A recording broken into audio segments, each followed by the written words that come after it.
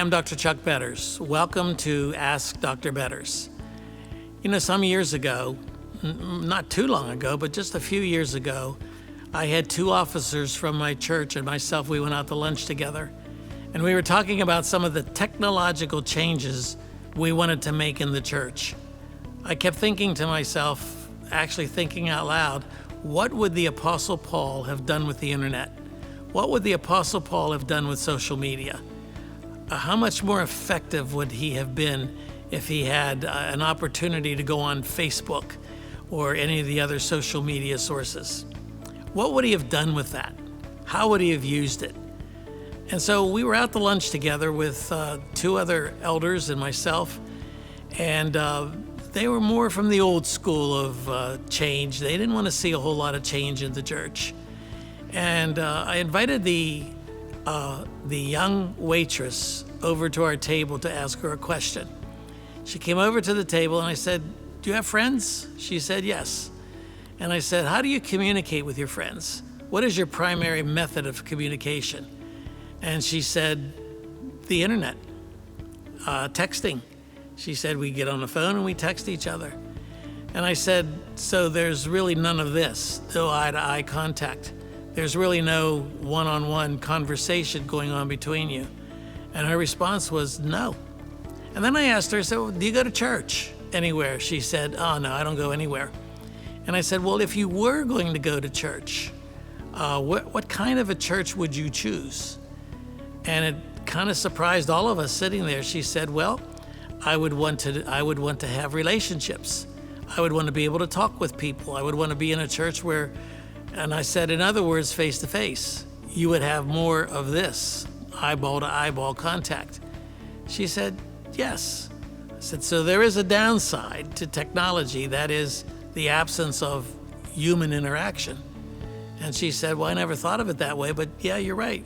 But if I was going to go to church," she said, "I would want to be in a church where I have relationships with other people." And I said, "Well, what kind of preaching would you want?" And I expected her to say something of, well, I'd want to feel good when I walked out of church. I want to feel good about myself. I want, you know, I expected her to parrot back what the media tells us church ought to be. And I was surprised to hear what she said. She said, "I would want to go to a church where the man in the pulpit is telling me the truth and not tickling my ears, telling me what the truth is." And I said, "Where would he find that?" And surprisingly, she said, "Well, I would hope he would preach the Bible." And so I think that really is the sentiment of a lot of people who hide behind the technology of today. You see, we can be voyeurs. We can peer into someone's personal life without actually appearing in someone's personal life.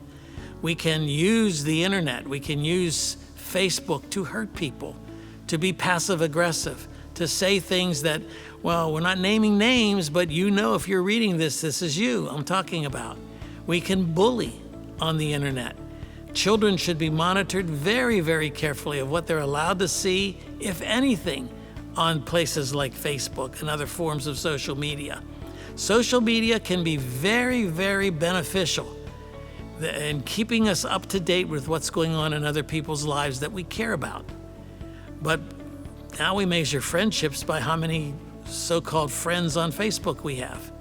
I have, I don't know, a couple of thousand friends on Facebook, but I really only have a few friends, people that are true friends in every sense of the word.